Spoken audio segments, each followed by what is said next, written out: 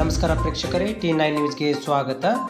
ಹಿರಿಯ ಮುಖಂಡರಾದಂಥ ದೀಪಕ್ ಚುಂಚುರಿ ಅವರು 2 ತಿಂಗಳ ಹಿಂದೆ ಲೋಹಿಯಾ ನಗರದ ನಿಷ್ಠಾವಂತ ಕಾಂಗ್ರೆಸ್ ಕಾರ್ಯಕರ್ತ ಹಾಗೂ ರಿಕ್ಷಾ ಡ್ರೈವರ್ ಆದಂಥ ಉಳ್ಳಾಗಡ್ಡಿಯವರು ನಿಧನ ಹೊಂದಿದ್ದು, ಅವರ ಮನೆಗೆ ತೆರಳಿ ಅವರ ಕುಟುಂಬದವರಿಗೆ ಆರೋಗ್ಯವನ್ನು ವಿಚಾರಿಸಿ ಸಾಂತ್ವನ ಹೇಳುವುದರ ಮೂಲಕ ಸಹಾಯಧನ ನೀಡಿದರು. ಈ ಸಂದರ್ಭದಲ್ಲಿ ರಿಕ್ಷಾ ಚಾಲಕರನ್ನು ಉದ್ದೇಶಿಸಿ ಮಾತನಾಡಿದ ದೀಪಕ್ ಚುಂಚುರಿ ಅವರು, ಗುಟಖಾ ತಂಬಾಕು ಸೇವನೆಯಿಂದ ಆರೋಗ್ಯ ಹಾಳಾಗುವುದರ ಜೊತೆಗೆ ಆರ್ಥಿಕವಾಗಿ ಕುಗ್ಗುತ್ತೀರಿ ಎಂದು ತಿಳಿ ಹೇಳಿದರು. ಈ ಸಂದರ್ಭದಲ್ಲಿ ಲೋಹಿಯಾ ನಗರದ ಹಿರಿಯರು, ಕಾಂಗ್ರೆಸ್ಸಿನ ಎಲ್ಲ ಕಾರ್ಯಕರ್ತರು ಉಪಸ್ಥಿತರಿದ್ದರು.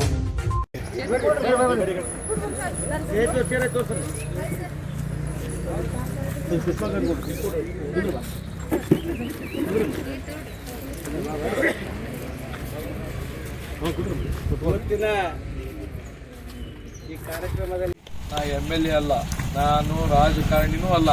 ರಾಜಕಾರಣಿ ಇದ್ದಿದ್ರೆ ನಾನು ಪ್ರವಾಸ ಮಾಡಿಸ್ತಿದ್ದಿಲ್ಲ. ನಿಮ್ಮಲ್ಲಿ ಪ್ರವಾಸ ಮಾಡಿಸೇವೆ, ನಾವು ಕೆಲವು ಮಷೀನು ಹಂಚೇವೆ. ಇವರು ಪವರ್ ಪುಷ್ಪಪ್ಪ ಅವ್ರು ಹೇಳ್ತಿದ್ರು, ಹಂಚ್ಬೇಡ್ರಿ, BJP ಅವ್ರ ಮಿಷಿನ್ ಇದ್ದಾರೆ, ಅವ್ರು ನಿಮ್ಗೆ ಓಟ್ ಹಾಕುದಿಲ್ಲ ಅಂತ ಆಕೆ ವಾರ್ನಿಂಗ್ ಕೊಟ್ಟಿಲ್ಲ ನನಗೆ. ಆದ್ರೂ ನಾ ಏನಂದೆ, ಇವತ್ತು ಹಾಕ್ಲಿಲ್ಲ ಅಂದ್ರೆ ನಾಳೆ ಅವ್ರ ದೇವ್ರ ಬುದ್ಧಿ ಕೊಡ್ತಾನೆ. ಇವ್ರು ನಾಯನ ನನ್ನ ಸಾಮ್ರಾಜ್ಯ ಬೆಳೆಸಕ್ ಮಾಡಕತ್ತಿಲ್ಲ, ಒಬ್ಬ ಬಡವರ ಶಕ್ತಿ ಕೂಡಿಸೋದಂತ ಮಾಡಕತ್ತಿಲ್ಲ. 4 ಕಡೆ ಕಾರ್ಪೊರೇಟರ್ ಆಗಿಲ್ಲ. ನಿಮ್ಮಿಲ್ಲ ಹನಗಲ್ಲ, ನಮ್ಮ ಕಡೆ ತಲೆ ಕೇಳ್ಕೊಂಡು ಮಾಡ್ತಿದ್ದಾರೆ ರಾಜಕಾರಣ.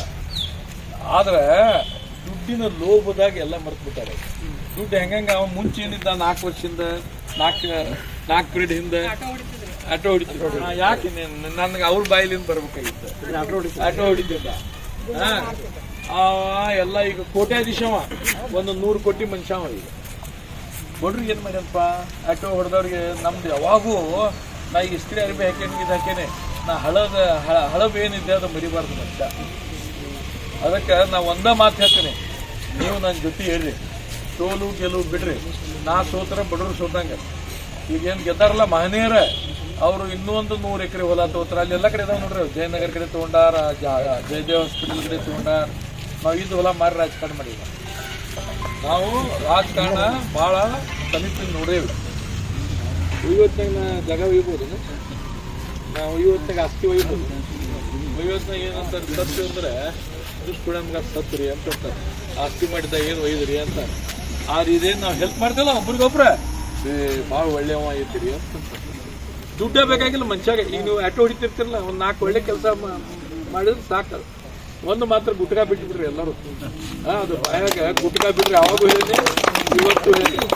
ಯಾಕೆ ಹೇಳ್ತಂದ್ರೆ, ಗುಟ್ಕಾ ಬಡವರಿಗೆ ವೈದ್ಯಗಳು ಭಾಳ ಬಡತನಕ್ಕೆ ದುಡಿಮೆಗೆ ತ್ರಾಸ. ಗುಟ್ಕಾ ತಿನ್ನೋರಿಗೆ ಖರ್ಚು ಎಷ್ಟು, ಅದು ಒಂದು 50 ಪೈಸೆ 2 ರೂಪಾಯಿ ಚೀಟ್, ಒಂದು 20 ಚೀಟ್ ಆಗ್ತದೆ. ಅದರಿಂದ ಆರೋಗ್ಯ ಕೆಡ್ತೈತಿ. ಇವತ್ತು ನಮ್ಮ ಮೆಹಬೂಬ್ ಪಠಾಣ ಒಂದು ಕ್ಯಾನ್ಸರ್ ಆಗಿದ್ದು ಪೇಷಂಟ್ ಕರ್ಕೊಂಡು ಬಂದಿದ್ದ, ಹಿಂಗೆ ಬಾಯಿಗಿತ್ತು. ಅವ್ನು ಹೇಳಿದ್ದೆ, ನೀ ಪ್ರಚಾರ ಮಾಡಪ್ಪ, ಗುಟ್ಕಾ ಬಿಡಂತೇಳಿ ನಿಮ್ಗೆ ಸರ್ಕಾರದಿಂದ ರೊಕ್ಕ ಕೊಡಿಸ್ತೇನೆ ಅಂತ. ಒಂದು ಮಾತು ಹೇಳ್ತೇನೆ, ನಿಮ್ಗೆ ನಿವೇಶನ್ ಕೊಡ್ತೇನೆ ಅಂತ ಹೇಳುವ ವ್ಯಕ್ತಿ ನಾನು. ಅದನ್ನ ಪ್ರಾಮಾಣಿಕ ಪ್ರಯತ್ನ ಮಾಡ್ತೇನೆ. ಕೂಡಾದಾಗ ನಿಮ್ಮ ಅರ್ಜಿ ಹಾಕಿರ್ತೇನೆ, ಎಷ್ಟು ಸಾಧ್ಯ ಆಗ್ತೈತೆ ಅಷ್ಟು ಮಂದಿಗೆ ಕೊಡಿಸ್ತೇನೆ ಪ್ರಾಮಾಣಿಕ. ಮತ್ತು ಅಂಬೇಡ್ಕರ್ ರಿಕ್ಷಾ ಕೊಡಿಸ್ತೇನೆ. ನಿಮ್ಗೆ ಏನೈತಿ, ನೀವು ಬಲಿಷ್ಠ ಆದ್ರೆ ಸಮಾಜ ಬಲಿಷ್ಠ ಆಗ್ತದೆ. ಇವತ್ತು ಆಟೋ ರಿಕ್ಷಾದವ್ರು ಎಷ್ಟು ದುಡಿತಿರಪ್ಪ, ಭಾಳ ಕಷ್ಟಪಡವ ಇದ್ರೆ 1000-1200 ರೂಪಾಯಿ ಖರ್ಚು ದುಡಿತಾರೆ. ಮತ್ತು ವಯಸ್ಸಾದವರು 600-700 ರೂಪಾಯಿ ದುಡಿತಾರೆ ಖರ್ಚು. ಸ್ವಾಭಿಮಾನ ಜೀವನ ಮಾಡ್ತಿರ್ತೀನಿ. ಆ ಸ್ವಾಭಿಮಾನ ಜೀವನಕ್ಕೆ ನಾನು ಫಸ್ಟ್ ನಮ್ಮದು ಸಂಪರ್ಕಿಸಿಲ್ಲ. ಇದರಾಗ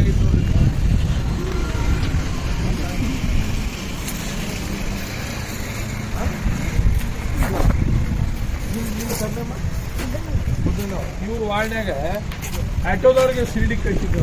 ಒಂದು 50 ಮಂದಿ ಆಟೋದಾಗ ಯಾರು ಹೋಗ್ಯಾರು, ಒಬ್ರಿಬ್ರು ಹೋಗಿರ್ಬೋದು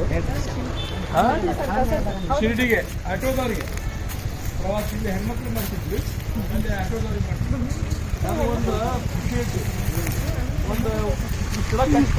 ಇವ್ರ ದರ್ಶನ, ಯಾವ ದೇವ್ರ ದರ್ಶನ ಮಾಡ್ಕೊಂಡು ನಾವು ಕಾರಣೀಭೂತ ಅದಲ್ಲ. ಓಟ್ ಬೀಳದೆ ಇರಲಿ, ಅದು ನನಗೆ ಹಾಕಂತೂ ಹೇಳೋದಿಲ್ಲ. ನಿಮ್ಗೆ ನನಗಿಂತ ಒಳ್ಳೆಯ ವ್ಯಕ್ತಿ ಸಿಕ್ಕರೆ ಅವಂಗೆ ಹಾಕ್ತೀವಿ, ಅವನಕ್ಕಿಂತ ಒಳ್ಳೆಯ ವ್ಯಕ್ತಿ ಸಿಕ್ಕರೆ ನನಗೆ ಹಾಕ್ತೀವಿ. ನಾವು ಒಂದೇ ಮಾತು, ದಾರಿ ಸರಿ ಇರಬೇಕು, ನಿಮ್ಗೆ ಅನುಕೂಲ ಇರ್ಬೇಕು. ಒಂದು ಇಲೆಕ್ಷನ್ ದಿನ ಜಾತಿ ಅದು ಇದು ಹೇಳಿ ಓಟ್ ತೊಗೊಂಡು ರೊಕ್ಕ ಹಂಚಿ ಓಟ್ ತೊಗೊಂಡು ಮಾಡೋರಿಗೆ ದಯಮಾಡಿ ದೂರ ಐತಿ. ಮುಂದೆ ನಾ MLA ಆಗಬೇಕು ಇದು ಆಗಬೇಕು ಅಂತ ಎಲ್ಲರೂ ಹೇಳಿರಲ್ಲ, ಎಲ್ಲ ನಿಮ್ಮ ಮನಸ್ಸಿನಾಗ ಬಂದು ದೇವ್ರಿಗೆ ಪ್ರಾರ್ಥನಾ ಮಾಡಿದ್ರೆ ನೀವು ಟಿಕೆಟ್ ಸಿಗ್ತೈತಿ. ಟಿಕೆಟ್ ಸಿಕ್ಕರೆ ಈ ಸಲ ಮಾತ್ರ ನಿಮ್ಮ ಆಶೀರ್ವಾದದಿಂದ ನಾ MLA ಆಗ್ತೀನಿ. ಯಾಕೆ ಹೇಳ್ತೀನಿ ಅಂದ್ರೆ MLA ಚುನಾವಣೆ ಈಗ ಆಟೋ ಮಾರಿ ಚುನಾವಣೆ ಮಾಡ್ಬೇಕು ಅಂತಿಲ್ಲ. ಅಂದ್ರೆ ನಂದು ಏನು ಕಾರಬಾರ ಐತಲ್ಲ ಅದು ಮಾರಿ ಚುನಾವಣೆ ಮಾಡಬೇಕು. ಅದಕ್ಕೆ ಭಾಳ ಎಚ್ಚರದಿಂದ ಇರ್ಬೇಕು. ನೀವೆಲ್ಲರೂ, ನೀವು ಬಡವರು, ನಾವು ಮಧ್ಯಮ ವರ್ಗದವ್ರು ಎಲ್ಲರೂ ಬಡವರು, ಎಲ್ಲರೂ ಕೂಡಿ ಮಾಡೋಣ ಅಂಥೇಳಿ ಸಂದರ್ಭದಲ್ಲಿ ನಾನು ಅವಾಗ ಮಾತಾಡಿದ್ದೆ ಬಂದಾಗ ಅವ್ರಿಗೆ ಏನಾರು ಮಾಡೋದು ಅಂತೇಳಿ. ಅದಕ್ಕೆ ನಾನು ಮೊನ್ನೆ ಭಾಳ ಲೇಟ್ ಆಗ್ತಿದೆ. ಆ್ಯಕ್ಚುಲಿ ಒಂದು ತಿಂಗಳದಾಗ ಮಾಡ್ಬೇಕಾಗಿತ್ತಂದ್ರೆ ಅದಕ್ಕೆ ಲೇಟ್ ಆಗಿದ್ದಕ್ಕೆ ನಿಮ್ಗೆ ಕ್ಷಮೆ ನನ್ನ ಮೇಲೆ ಇರಲಿ ಅಂಥೇಳಿ ನನ್ನ ಮಾತನ್ನು ಕಿಶನ್ ಅವರ